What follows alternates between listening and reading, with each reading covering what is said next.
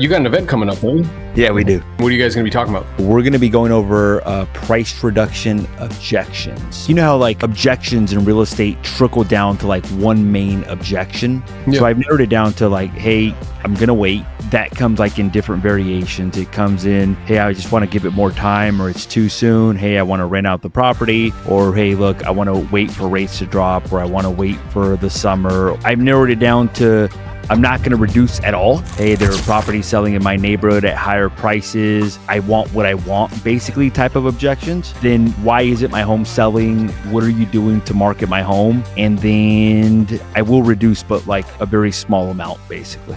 Yeah, and each one of those are variations of kind of the same thing. You know what I'm saying? Mm-hmm. So if we kind of get a couple handlers, I think sometimes people imagine, Jose, that they need like this like unlimited supply of handlers. Mm-hmm.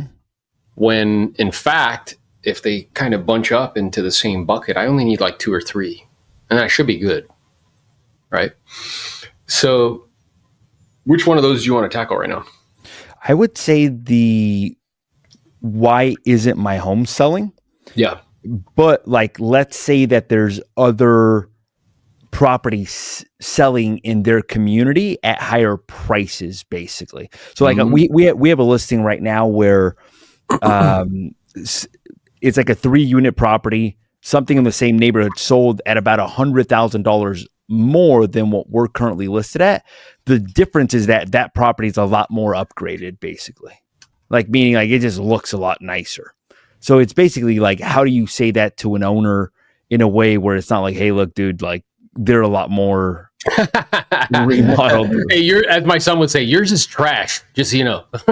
So let's say they say that to you, you're like, yeah, I can see how that would be confusing.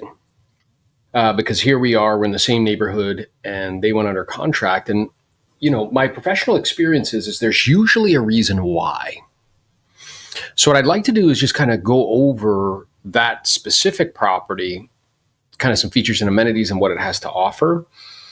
And some of the other ones that are active on the market right now in the neighborhood. So that way we can see how we compare apples to apples. And I believe in doing so, it'll become pretty clear as to what's going on here. Would that be okay? It is, yeah. All right. So now before I do that, I just wanted to kind of make sure that we are comparing apples to apples. And I have the tax rolls up in front of me. I know that we reviewed that when I met with you over at the property about 35 days ago. And I just wanted to, again, just revisit it to make sure that I'm clear on what the home has to offer. So it's saying here in the tax rolls that you are actually 2,500 square feet under air. Now, I'm aware that you have that garage. At the same time, under air, it's 2,500 square feet. Does that sound about right? Correct. Yeah. And then also we have, we got the 3-bedroom, 2 baths. And our lot size, per the tax rolls, again, is about 5,700 square feet. Correct. Does that sound about right? Yeah. Yeah. So my intention in kind of reviewing this is, again, so we can take a close look at that other property to see perhaps why they went under contract and we didn't, right? Now, in looking at that other home, I have it pulled up in front of me and I sent it over to you in preparation for this conversation. They actually are 3-bedroom, 2 bath, just like us. And did you see how much their square footage was under air? No, I didn't. It's actually a little bit bigger. Right, it's about 3,000 square feet under air. Because as you know, in this community, there's actually like 5 different models when the builder built it that people could choose from.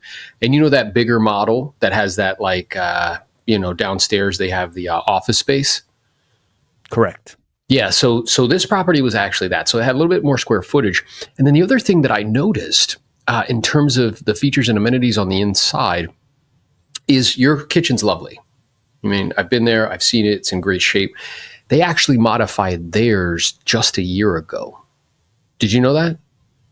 I did, yeah. Yeah. So they have some features and amenities that, while yours is lovely, I think we would both agree that, a newer kitchen would probably have a little bit more value based on when it was put in. And then the other thing that was brought to my attention is the size of their lot. So I know your lot's 5,700 square feet. Do you know how big theirs was? I don't. Yeah. Theirs was actually 7,500 square feet. Got it. So we got a little bigger lot, upgraded kitchen, a little bit more square footage. So as we look at that information, I guess the question is if you were a buyer, not a seller, and you had the choice between two properties, right? And they were priced very similarly. I know that they were a little bit more than us, but not too much more. Is it beginning to become clear as to which, like, one you would actually make an offer on, and perhaps why the buyer chose their home versus ours, based on features and amenities? They're priced $100,000 more. Like, I mean, with $100,000, you can do a new kitchen all day long. Yeah. Like, that's more than enough to compensate for a new kitchen, for sure, 100%. Yeah, no, I agree with you. At the same time, what I'm aware of is ultimately offers from the market is where the marketplace sees value. So with a high degree of probability, when somebody came into this neighborhood, they saw us and they saw the 2 or 3 other ones that are available for sale and the one that actually went under contract. Does that sound reasonable? Yeah. Yeah. And then they decided to make an offer somewhere else. So the question is why? So I guess from your perspective, why do you think that happened? Why do you think they made an offer, even though they were asking $100,000 more? That's the confusing part, to be honest, just because obviously we're $100,000 less. We're both 3 units. They're 3 units. We're a 3 unit. So it's actually a very similar property. I would imagine that if they're a 3 unit at $1,850,000 and we're $100,000 less in the same neighborhood, I would imagine that ours would be more desirable because of the gap. But I mean, they didn't even show our property. Tell me what you mean. Like, I mean, like they didn't even walk into the home. Yeah. And here's the thing, right? Is that offers from the market is a clear indication as to where they see value. If they saw it online and didn't even see enough value to come look, what do you think they were telling us about our price and our product? That they probably liked the other one better. Yeah. And on top of it, they had more square footage, a bigger lot, and an upgraded kitchen. Yeah, but I mean, we're $100,000 less already. I mean, like, yeah, I know, I understand, and I know that that's confusing. The challenge is through no fault of your own or mine. Do you know what's happening in the marketplace at large? I don't. Well, here in Ventura County, inventory from $1 million to $2 million. Do you know it's actually up 60% year over year? Okay. Did you know that? I did not. Yeah. And what's also interesting is that the sales volume is actually down year over year.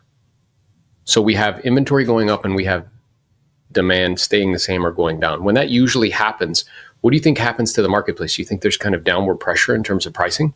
Yeah, but I mean, that one went into escrow like 2 weeks ago, and it went into escrow like $100,000 more. So, like, I wouldn't say that. I mean, if it went into escrow 2 weeks ago, I mean, I would imagine that the market hasn't had significant changes in the last 2 weeks. Yeah. Here's my experiences is let's say you were a buyer, not a seller, and you were going to buy a property like this, right? And you're noticing that you have way more options to choose from. Do you think you'd become a little bit more selective with regards to like what you choose to make offers on? Of course. And let's say you had a choice, one that you would have to do work, the other one you wouldn't. Which do you think you would choose?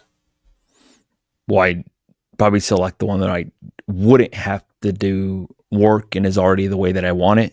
But I mean, that's not every buyer, Aaron. I mean, what I mean by that is that some buyers want to be able to do whatever they want. Like, not all buyers would like that kitchen, so somebody may want to upgrade it to a different style, so that's why I'm like, look, I don't want to keep reducing the price because I feel like even if we've reduced the price, like we're already $100,000 less, and we already know that there's buyers shopping in that price point. So the good news is that one sold already, and that now I have a good comp because they sold $100,000 higher than ours, Yeah, I see where you're coming from. I guess what I'm noticing is in the marketplace is that,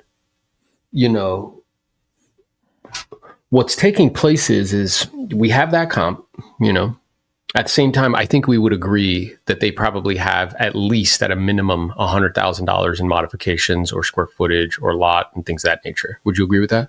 Correct. Yeah. So now simultaneously, what we have taking place though, is that inventory is rising and demand's coming down. Okay.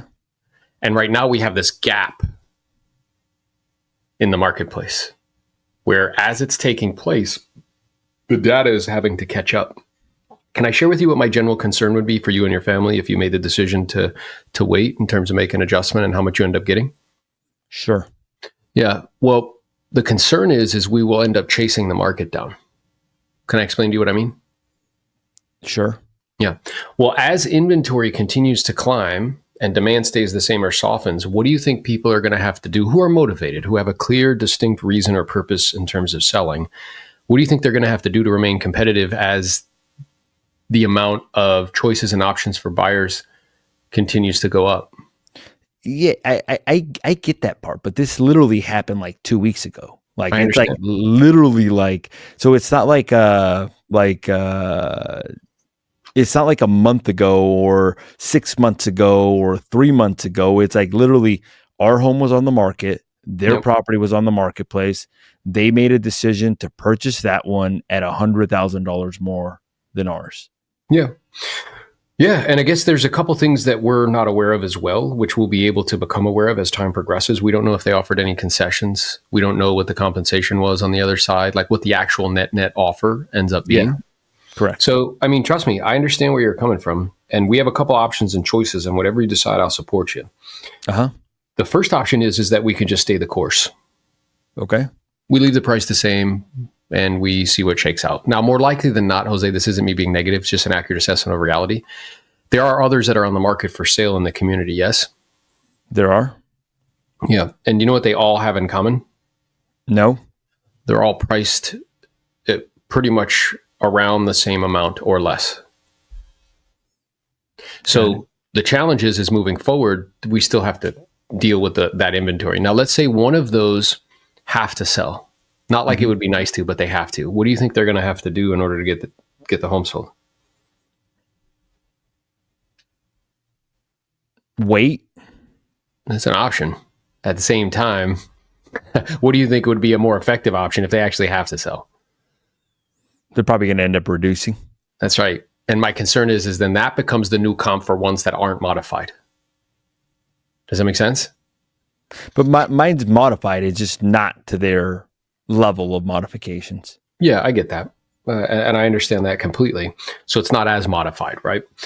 So the second option is, and it's a drastic option, Jose, and let's discuss it because it's available to you, and whatever you decide, I'll support you 100%. Maybe you guys decide to do something different with the property. Hold on to it, maybe rent it out.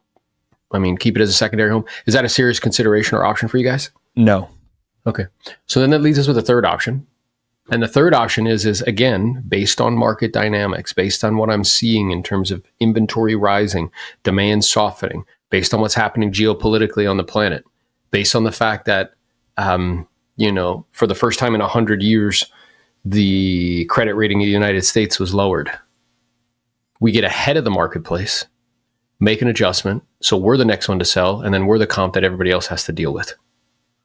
So whatever you decide is perfectly okay. I guess my question to you is based on what you're looking to accomplish and why, based on the time frame you'd like to make this happen in light of, what we're seeing happening in the marketplace, what do you think we should do? Yeah. Probably reduce. Yeah, probably reduce. Yeah. And I wouldn't propose or suggest it unless it was 100% necessary. I know we're in this very strange time, Jose, where I'm seeing something take place in the marketplace and the data hasn't caught up to it yet. Right? At the same time, I mean, if you were selling something and you notice the inventory jump by more than 50% in 12 months, would you be mildly concerned? I probably would, yeah. Yeah, if you saw the demand start to decrease, would that be cause for concern? It would. Yeah, and that's where we're coming from here because, I take the responsibility you provide me with really seriously, which is to protect the value of your property and get you every penny possible. So I'm 100% committed to giving you open, authentic, honest information. As long as you share with me that you want to sell the property. If at any time that changes, just let me know. Okay. All right. Sounds good. What I wrote down on why is it my home selling is that usually like a couple of things happen. Either they're going to blame and be frustrated. They're going to be in denial and not logical. It's going to be confusion, like just generally. Like what we just did. Like, why is this not happening? Yeah. confusion, or there's going to be like, well, their expectations not matching reality, basically. Meaning that, like, hey, you told me that my home would sell for this, or that. And I think that's I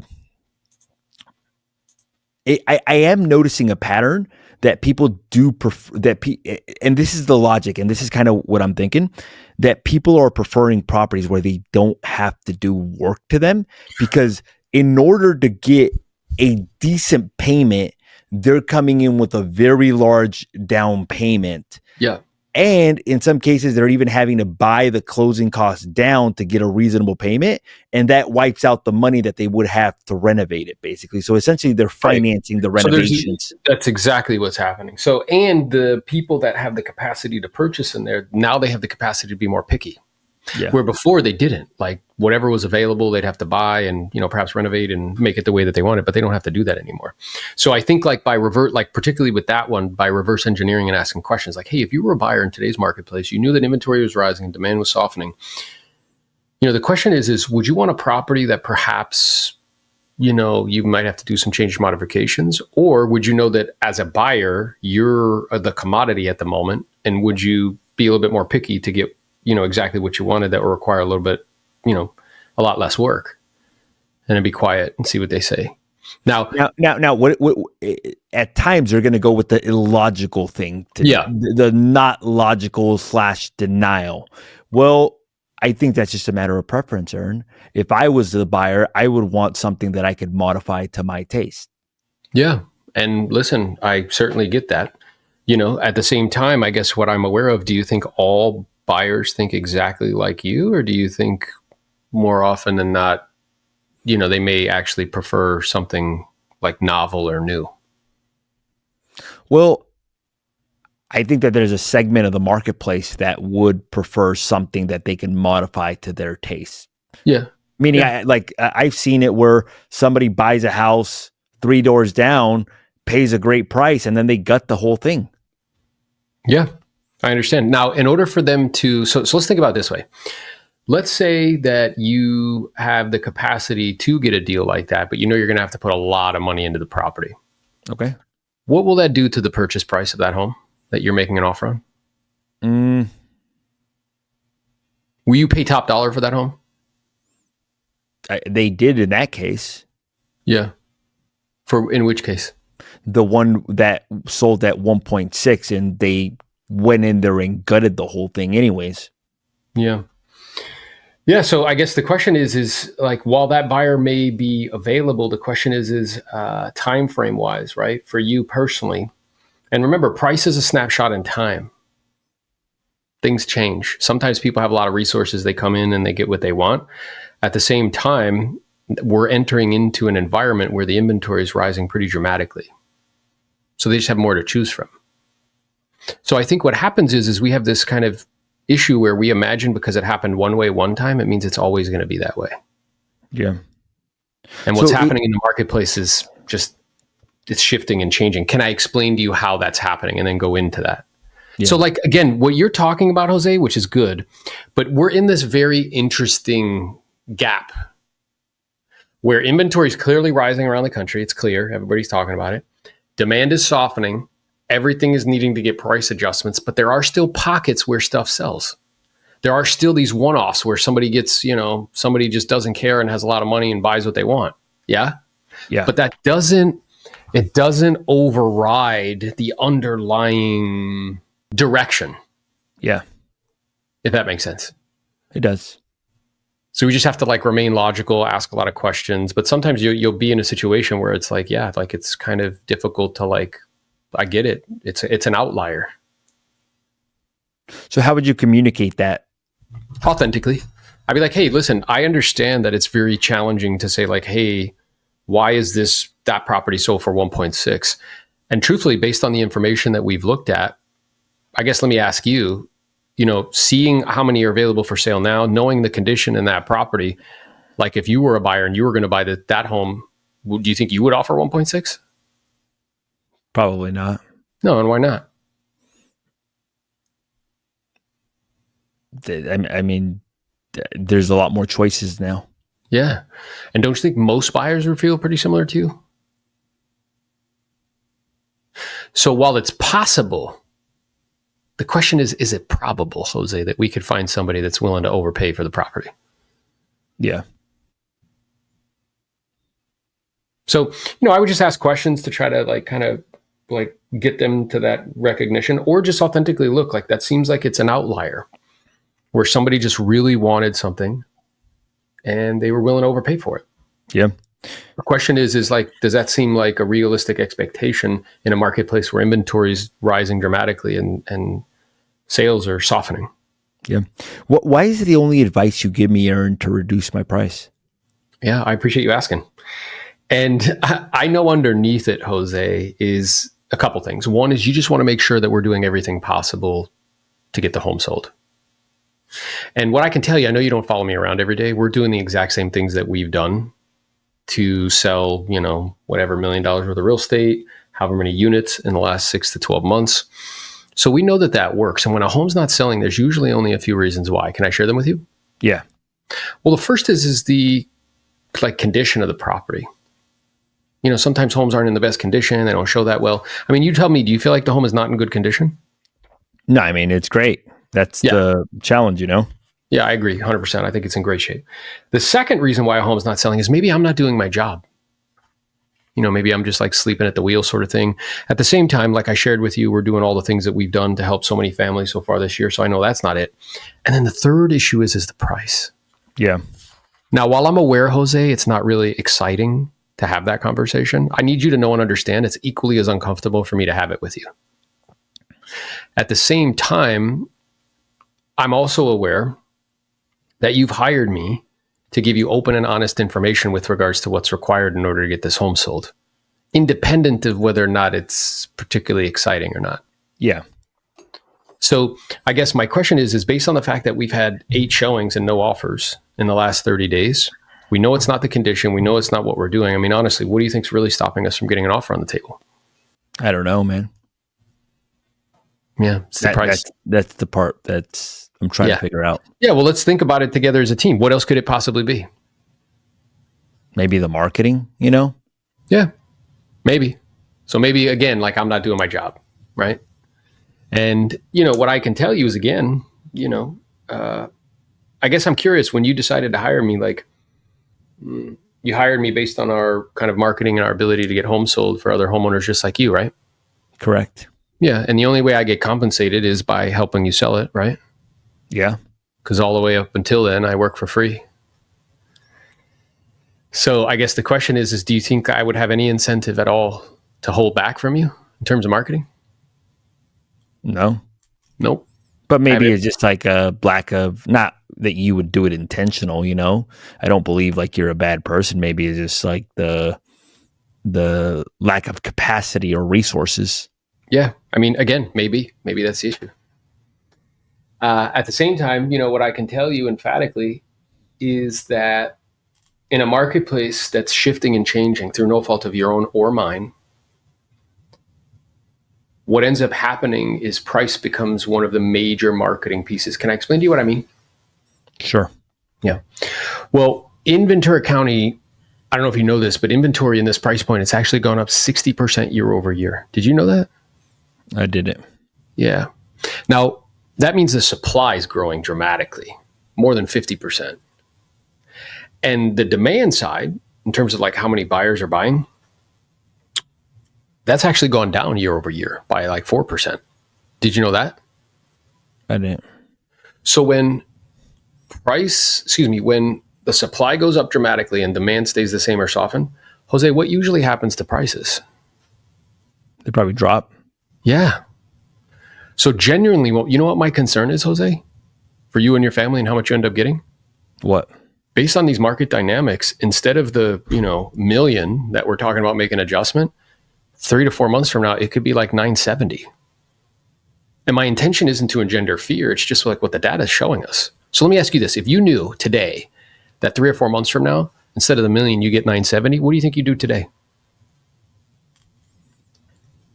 I'd probably drop it. Yeah. So with that being said, may I make a suggestion? Sure. let's go ahead and make that adjustment, man. Help you get one step closer to getting an offer on the table so that we don't have to worry about that downward pressure moving forward.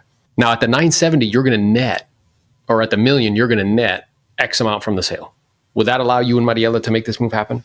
It would. It wouldn't be ideal, but it would allow us to get that done, basically. Okay. So what do you think we should do? I don't want to drop the price, bro. Exactly. I grew up in a family where my dad was a furniture repairman. He still is. My mom was a customer service representative. Between the two of them, I don't think they ever made more than $80,000 a year. Now, there's different things in life other than money. We do need money, though. We live on an economic planet. Right around the age of like 14 or 15, I started to notice a pattern. And the pattern that I noticed was a complete lack of planning. No plan around finances, other than praying. No plan around physical health. No plan around spiritual life.